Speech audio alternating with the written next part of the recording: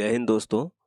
कैसे हैं आप लोग। और एक नई विज्ञप्ति के साथ हम फिर से आज सामने आए हैं आपके। और जो नई विज्ञप्ति है यूके पीसीएस 2024 की, ये काफ़ी समय से पेंडिंग था। 2021 में फॉर्म आया था और 2024 में इसके मेंस का रिजल्ट आ रहा है और अब जाके इसके क्या होंगे, इससे पहले वाले एग्ज़ाम के इंटरव्यू होंगे। तो ये लगा लो लगभग क्या आयोग ने फिर से क्या वही 4 साल लगा दिए। तो थोड़ा सा इस चीज़ में डाउटफुल रहता है कि यार मतलब आगे जाके क्या होगा, कब के फिर से 4 साल लगेंगे या नहीं लगेंगे। तो खैर विज्ञप्ति आ गई है फ़िलहाल, और ये जुलाई के आसपास एग्ज़ाम होने के पूरे चांसेस है। जुलाई में प्री एग्ज़ाम हो जाएगा और ये जून में भी हो सकता है। ठीक है, जून के मंथ में भी एग्ज़ाम हो सकता है। तो विज्ञप्ति देख लेते हैं। वैसे वैसे आपने सबने देख ही ली होगी, लेकिन मैं इसमें कुछ जो मेन चीज़ें, सबसे बड़ी चीज़ सिलेबस के बारे में बात करूंगा कि सिलेबस में क्या क्या चेंजेज आए। बाकी विज्ञापन प्रकाशन तिथि 24 मार्च है और 3 अप्रैल तक आप फॉर्म भर सकते हो, और 9 तारीख से लेके और 18 अप्रैल के बीच में, 9 अप्रैल से 18 अप्रैल के बीच में आप इसमें क्या करेक्शन कर सकते हो, जो आजकल बहुत अच्छी फैसिलिटी है कि आपको कुछ चेंज करना तो ये सब चीज़ें कर सकते हो। इसका मैं आपको एक बेनिफिट बता देता हूँ कि ये जो अप्रैल वाला, मतलब ये जो 9 अप्रैल से लेकर 18 अप्रैल के बीच में जो चेंजेस करने वाला है, इसका बेनिफिट ये है कि जैसे आपका माना बात एम्प्लॉयमेंट कार्ड में कोई नंबर नहीं है, या फिर आपके पास आपने कोई चीज़ रिन्यू नहीं करी, जैसे आपने कोई माना बात आपके पास ओबीसी का सर्टिफिकेट है या एससी का सर्टिफिकेट है। तो जैसे ओबीसी में क्या होता है, 3 साल का वैलिडिटी होता है। तो हो सकता है आपने उसे रिन्यू नहीं किया हो, ये सब चीज़ें नहीं की हो, तो आप अगर आपको लगता है उसमें समय लग रहा है या टाइम लगेगा, इस तरह की चीज़ें हैं, तो इसमें आपको एक चीज़ और ध्यान रखनी है कि जो पर्वतीय वाला होता है, पर्वतीय सर्टिफिकेट, डीएसपी का पद भी है इसमें, तो पर्वतीय वाला सर्टिफिकेट ज़रूर बना लें, क्योंकि पर्वतीय वाले सर्टिफिकेट में क्या होता है कि आपको 162 सेंटीमीटर का यहाँ पर क्या बेनिफिट मिलेगा। तो जिसको लगता है कि डीएसपी के लिए उसकी हाइट कम है, वो इस तरह चीज़ों का प्रावधान कर दे, क्योंकि वहाँ पर आपको मेंशन करना पड़ेगा। ठीक है। बाकी इसका बेनिफिट बता रहा था मैं आपको, 9 अप्रैल से 18 अप्रैल, अभी जो करेक्शन का जो टाइम दे रहा है हमें, उसके बारे में बता रहा था आपको। इसका बेनिफिट ये है कि अभी जो आपके पास सर्टिफिकेट है, आप अगर आपने अप्लाई कर दिया, नहीं भर रहा है, तो आप उस चीज़ को भर सकते हो। लेकिन अगर इसने ऐसा लिखा होगा लास्ट में कि फॉर्म भरने की लास्ट डेट तक आपके पास होना चाहिए, तो करेक्शन में आप उसे क्या कर सकते हो, 3 अप्रैल के 9 ये चीज़ें कर सकते हो उसमें। तो मे भी वो क्या है 9 अप्रैल को शायद एक्सेप्ट ना करे, इसलिए क्या है पहले ही आप सर्टिफिकेट बना दिए उसमें, आप उसमें उसमें करेक्शन करने में थोड़ा सा प्रॉब्लम हो सकती है। ठीक है, इसलिए 9 तारीख के भरोसे ना रखें, 3 अप्रैल से पहले पहले आपके सारे डॉक्यूमेंट हो जाने चाहिए। ओबीसी जो भी रिन्यू करना है सब रिन्यू कर लो आप लोग। बाकी इसमें जो मेन चीज़ है, मेन चीज़ में तो वो है कि इसमें सिलेबस देखना हमें, बस इसमें जो इसने नियम दिखा हुआ है कि फर्जी प्रमाण पत्र नहीं होने चाहिए, इन सब के बारे में लिखा हुआ उसमें। और सीधा हम इस बात पोस्ट पे आ जाते हैं, कौन कौन सी पोस्ट है। अ, इसमें जो देखो, सबसे पहले एसडीएम का पद है, इसमें डिप्टी कलेक्टर का है। 9 पद है, जिसमें से एससी और एसटी के पद नहीं है, ओबीसी का 1 पद है, और इसमें महिलाओं की क्या 2 सीटें। डीएसपी के पदों में 17 पदों की संख्या 17 है, जो काफ़ी अच्छी है। और मुझे लगता है इसमें कि कुछ पद अभी और बढ़ सकते हैं इसमें, जैसे आयोग हमेशा करता है, लेकिन फिर भी देखते हैं क्या रहता है इसमें। और इसमें जिला कमांडेंट होमगार्ड का भी है, संभागीय परिवहन विभाग भी है, जिला पंचायत अधिकारी है। इसमें दोस्तों आप सबसे बड़ी चीज़ देखो इसमें कि जितने भी ये पद हैं, जितने भी आपको पद दिखा रहे थे, इन सब में जो सैलरी है वो लेवल 10 की है। तो लेवल 10 मतलब ये लगा लो कि जितने भी पद हैं सब कुछ गस्टेड पोस्ट में है, ग्रुप बी में आते हैं। तो ये ठीक ठाक लेवल के पद है, ठीक है ना, अगर आप इनकी अच्छी तैयारी करते हो। जैसे ये वाला पोर्सन है उप शिक्षा अधिकारी, जो बीओ होता है, खंड शिक्षा अधिकारी, उप शिक्षा अधिकारी, स्टाफ ऑफिसर, विधि अधिकारी, इसके 58 पद है। तो इसमें बहुत अच्छे चांसेस है सिलेक्शन के, बहुत अच्छा पद है। ये भी लेवल 10 में आता है, तो ये भी काफ़ी अच्छा पद है। और इसमें एक ये वाला फाइनेंस अधिकारी है, कोषागार का जो होता है इसमें। और इसमें एक सहायक आयुक्त होता है राज्य कर विभाग वाले, ये भी काफ़ी अच्छा पद है, ये भी लेवल 10 में आता है। 16 और 14 इनकी संख्या है। तो इन पदों के बारे में आप सोच सकते हो, उसमें काफ़ी अच्छे पदों के बारे में, मतलब काफ़ी अच्छे अच्छे पद आ रखे थे। बीच में कुछ टाइम पहले नहीं था, लेकिन इनको तुरंत से इसमें रख दिया उसमें। और बाकी इसमें उच्च शिक्षा अधिकारी वाला इसमें बेसिक क्वालिफिकेशन है कि आपके पास इस मास्टर डिग्री होनी ज़रूरी है, कि बेसिक, और सबके लिए क्या चाहिए इसमें, ग्रेजुएशन चाहिए।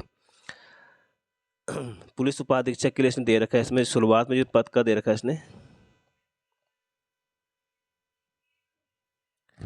ठीक है। बस ये तो पदों के बारे में, ये तो आप नोटिफिकेशन देख ही सकते हो। इसमें मैं आपको जो कहा था पर्वतीय वाला, देखो यहाँ पर 162 सेंटर मांगा, ये डीएसपी के पद के लिए, ठीक है। पुलिस उपाधीक्षक का जो पद है उस पद के लिए है।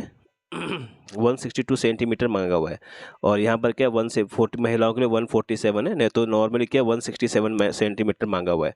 तो इसमें अगर आपका पर्वतीय बना रहेगा पहले से तो आपको आराम से मतलब आपको प्रॉब्लम नहीं होगी हाइट में। बाकी जो इससे नीचे हाइट है वो लोग इसके लिए पात्र नहीं होंगे, उनको समस्या हो जाएगी, मतलब वो फिजिकल में बाहर हो जाएंगे, क्योंकि बेसिक आपको पूरा करना पड़ेगा इसमें। अब हम थोड़ा सा आगे बढ़ते हैं जल्दी से।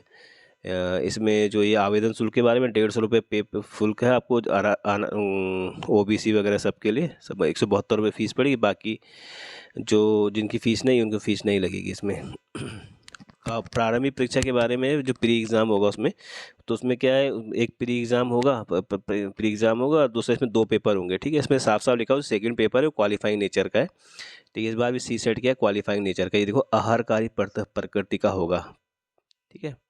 ये साफ साफ देख लीजिए। इसमें प्रारंभिक परीक्षा में द्वितीय प्रश्न पत्र सामान्य बुद्धि मता परीक्षा वस्तुनिष्ठ प्रकार की ऑब्जेक्टिव होगी, आहारकारी प्रकृति का होगा, जिसमें सभी को 33% अंक प्राप्त करने सभी श्रेणी, मतलब SC ST OBC का कुछ नहीं है इसमें, सबको 33% तो नंबर लाने पड़ेंगे इसमें, ठीक है ना। यानी 100 क्वेश्चन आएंगे इसमें, और 1.5 मार्क्स का एक क्वेश्चन होगा। ये टोटल मतलब इसमें आपको 100 में से आपने अगर 40 क्वेश्चन बिल्कुल सही से कर दिए तो आपका पेपर क्वालिफाई हो जाएगा। इसलिए 100 में से 40 क्वेश्चन बिल्कुल सही से करने और सिलेक्शन पक्का है। लेकिन टाइमिंग 2 घंटा मिलता है, तो कई बार मैथ्स करने में टाइम खराब हो जाता है। दूसरा यानी कि प्रारंभिक परीक्षा और मुख्य परीक्षा में कैलकुलेटर का प्रयोग नहीं करना है। तो ये बेसिक इंस्ट्रक्शन है, ये आप नोटिफिकेशन में पूरी तरह से पढ़ सकते हो, क्योंकि सभी लोगों ने नोटिफिकेशन डाउनलोड तो करना ही है। मुख्य परीक्षा में जो चीज़ें लिखी गई हैं, मुख्य परीक्षा काफ़ी इंपॉर्टेंट होती है, क्योंकि मुख्य परीक्षा ही डिसाइड करती है कि आपको क्या मिलेगा कैसे नहीं मिलेगा। इसको मेन तो इसमें मेन एग्ज़ाम ही है, तो हम मेन एग्ज़ाम के बारे में बात करते हैं। और ये बेसिकली ये प्री एग्ज़ाम के उसके बारे में कहाँ पर एग्ज़ाम होगा, प्री एग्ज़ाम के सेंटर के बारे में 27 सेंटर बना रखे हैं, तो इसमें आराम से आपको जगह मिल जाएगी, ठीक है। यहाँ पर देख सकते हैं आप, प्रथम प्रश्न पत्र सामान्य अध्ययन का, जिसमें 150 अंक आएगा, 150 नंबर का 2 घंटे का होगा। और द्वितीय प्रश्न पत्र 2 घंटे का, उसमें 150 क्वेश्चन आएंगे, 300 नंबर का पेपर होगा। सेकंड पेपर क्वालिफाइंग नेचर का है, ठीक है ना। अब ये है मुख्य परीक्षा के बारे में। देखो जो नया सिलेबस चेंज हुआ है वो ये है, सामान्य हिंदी 3 घंटे का 150 नंबर का है, और निबंध 150 नंबर का है। और इसमें जो सामान्य अध्ययन का जो पहला पेपर है उसमें विरासत, संस्कृति, विश्व का इतिहास, भूगोल, इसने जो विश्व का इतिहास बहुत डिटेल में इसने शामिल किया है। और जो सेकंड पेपर है उसमें क्या पॉलिटी आएगी, आपकी पॉलिटी के बारे में पढ़ना है। बाकी जो उसके आगे इसमें सामान्य जो साइंस, तीसरा पेपर साइंस का है, एनवायरनमेंट का है। और चौथा जो छठवां पेपर है इसमें, मतलब 2 पेपर छोड़ के अगर देखें हम, सामान्य हिंदी का निबंध का छोड़ दें, तो उसके हिसाब से देखें इसमें 5वां पेपर जो हमारा किसका है, एनवायरनमेंट का है। उस पर नीति शास्त्र, सत्यनिष्ठ, मोरलिटी का पेपर है। और उसके बाद 7वां और 8वां पेपर है, ये दोनों के दोनों पेपर किसके हैं, उत्तराखंड की जानकारी के। इसमें हिस्ट्री है और इसमें ज्योग्राफी वगैरह करंट अफेयर्स है। तो ये 200 नंबर का पेपर है, 400 नंबर का, यानी 400 नंबर हमारे पास एक्स्ट्रा बन रहे हैं इसमें, ठीक है ना। तो जिसका उत्तराखंड सबसे अच्छा होगा 400 में से आराम से कम क्या 300 नंबर ला सकता है। टोटल 1500 नंबर का पेपर हो गया। रिटर्न एग्ज़ाम कितने का है, 1500 का है।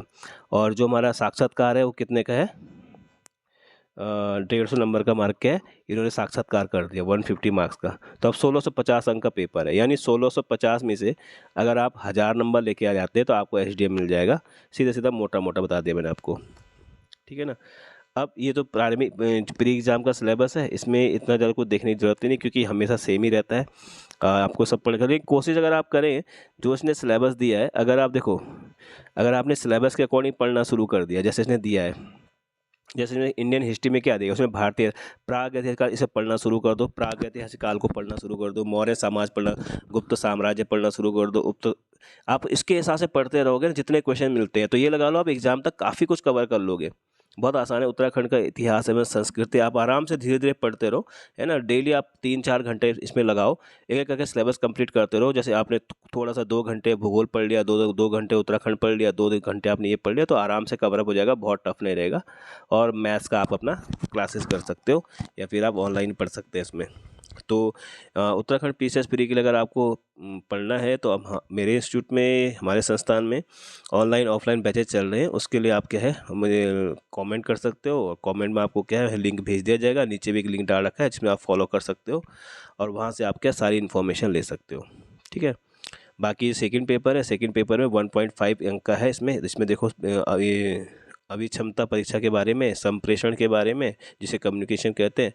बाकी इसमें मैथ्स रीजनिंग का है। उसके बाद डिसीजन मेकिंग वाला पोर्शन आता है ये, ठीक है। सामान्य मानसिक योग्यता, इसमें रीजनिंग के क्वेश्चन आएंगे। संख्यात्मक व्यक्ति, इसमें मैथमेटिक्स आएगा। संख्यात्मक विश्लेषण, इसमें ड्राफ्ट यानी स्टैटिक्स के क्वेश्चन आएंगे। तो ये इतना सा सिलेबस इसके बारे में, ठीक है। बाकी इसमें जो आता है लिखित परीक्षा के बारे में, सामान्य हिंदी का पेपर देखो, सामान्य हिंदी के पास सिलेबस उसने दिया है। सिलेबस आपको दिख ही रहा है इसमें। शब्द रचना के बारे में, शब्द बेस, शब्द के बारे में पत्र लेकर आपको ये बता दूं, अभी एक वीडियो और बनाऊंगा मैं इसमें, कि अगर आपने मेंस एग्जाम में हिंदी वाला क्वालिफाई नहीं किया ना, तो आगे आपके सारे अंकों के आगे के जितने आपने पेपर दिए और उन सब के आगे 0 0 लिख देते हैं, क्योंकि आपने यही क्वालिफाई नहीं किया। तो इसलिए क्या है, हिंदी क्वालिफाई करना बहुत ज़रूरी है। बाकी निबंध वाला है, तो निबंध में ज़्यादा चेंज नहीं होता, उत्तर प्रदेश में भी ऐसे ही आता है। और हमारे उत्तराखंड में चाहे समीक्षा अधिकारी का पेपर हो या तहसीलदार का पेपर हो, इसी तरह के सब्जेक्ट रहते हैं। साहित्यिक, संस्कृति, सामाजिक क्षेत्र, राजनीतिक क्षेत्र, आर्थिक क्षेत्र।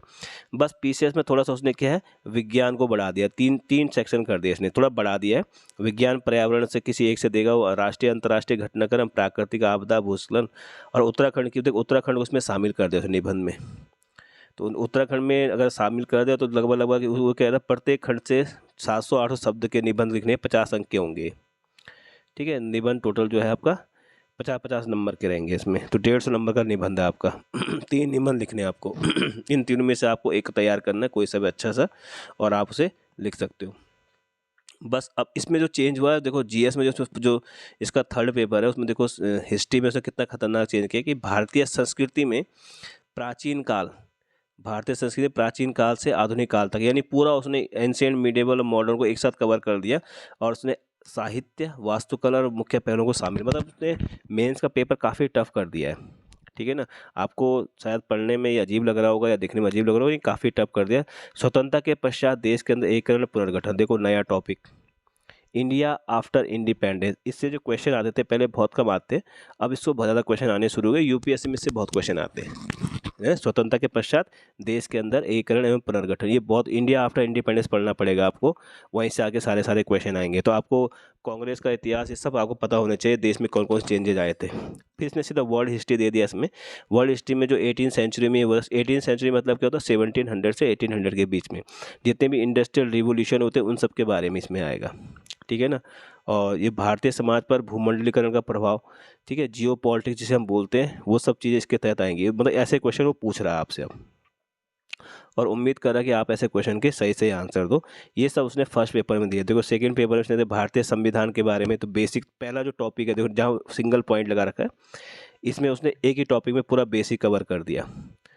अब उसके बाद की जो आगे की चीज़ें आप उसमें देखो कैसे कैसे करके, स्वास्थ्य, शिक्षा, मानव संबंधी, कहने मतलब करंट अफेयर झोंक के फेंका हुआ है। ऐसे इसके थर्ड पेपर में ऐसे करें, लेकिन आपको क्या करना है इसमें, अगर आप टॉपिक वाइज क्या है मेंस की तैयारी भी करेंगे, क्योंकि मेंस में आपको ठीक ठाक टाइम मिल जाएगा। अगर जुलाई में एग्ज़ाम हुआ तो ये लगा लो अगस्त, सितंबर, अक्टूबर तक अगर मेंस होगा, तो मेंस में अगर आप अगर ठीक ठाक चला, तब की बात कर रहा हूँ मैं, अगर ठीक ठाक प्रोसेस किया आयोग ने, तो निश्चित है वो मतलब अक्टूबर नवंबर में आपका मेंस करा देगा। और हो सकता है अगर अक्टूबर में उसने मेंस कराया या सितंबर में मेंस कराया, तो निश्चित है मतलब ये लगा लो इसी साल का रिजल्ट भी दे सकता है, या फिर इंटरव्यू तो हो ही जाएंगे इसमें। बाकी 200 अंक का नीति शास्त्र है, इसका सिलेबस वही पुराना वाला ही है, कोई ज़्यादा चेंजेस नहीं है, लेकिन आपको इसमें भी काफ़ी अच्छा करना पड़ेगा। जो हमारा 7वां-8वां सिलेबस है उत्तराखंड, 7वें सिलेबस में उत्तराखंड का इतिहास है, ब्रिटिश शासन वगैरह, इन सब के बारे में इनको आपको लिखना पड़ेगा, क्योंकि रिटर्न में आएंगे। उत्तराखंड के जन आंदोलन आपको सब पता, जितने इसने लिखे हैं सब पढ़ देना, कुछ मत छोड़ना, ठीक है ना। इनको अभी से थोड़ा पढ़ लो तो एक आइडिया रहेगा, उसमें ज़्यादा मेहनत नहीं करनी पड़ेगी। फिर उत्तराखंड का भूगोल है, उत्तराखंड की इकोनॉमी है, इसके आपदा प्रबंधन, मानव संसाधन, इन सब के बारे में पढ़ना। और उसके बाद 150 नंबर का आपका क्या हो जाएगा, इंटरव्यू हो जाएगा, और आपका फाइनल सिलेक्शन हो जाएगा, जिसमें आप क्या SDM बन जाओगे। तो ऑल दी बेस्ट सबके लिए, अभी से तैयारी भी जुड़ जाए, ठीक है। पता नहीं दोबारा ये लोग कैसे करते हैं, कैसा पेपर आता है और कब फॉर्म आता है, इसलिए क्या है, इसे आखिरी मौका समझ के कूद जाओ और अच्छे से मतलब पढ़ाई करना शुरू कर दो, किसी प्रकार की लापरवाही मत करो। इसके आगे अगले वीडियो में रहेगा। बस मैं आपको इस बार दिखाऊंगा जो लोग PCS का जो रिजल्ट आया 2021 का मेंस का रिजल्ट आया, उसमें जैसे बहुत सारे लोग कह रहे थे कि हमारा इस वजह से नहीं हुआ, उस वजह से नहीं हुआ, या हमारा मैथ्स का पेपर गड़बड़ हुआ। हो सकता है मैथ्स के पेपर से फ़र्क पड़ता हो या मैथ्स में आपके नंबर कम आ गए हो, लेकिन फेल जैसी कोई चीज़ तो नज़र नहीं आती है। सबसे बड़ी बात है कि टोटल आपका कम रहा हो, जितना इंटरव्यू के लिए कॉल के लिए चाहिए उतने आपके नंबर नहीं आए हो, इसलिए आपका सिलेक्शन नहीं हुआ, तो उसी को लेके मैं एक क्लियर वीडियो बनाऊंगा, वो बहुत जल्दी आएगा इसमें, ठीक है। तब तक के लिए गुड बाय, नमस्ते, जय हिंद, जय उत्तराखंड।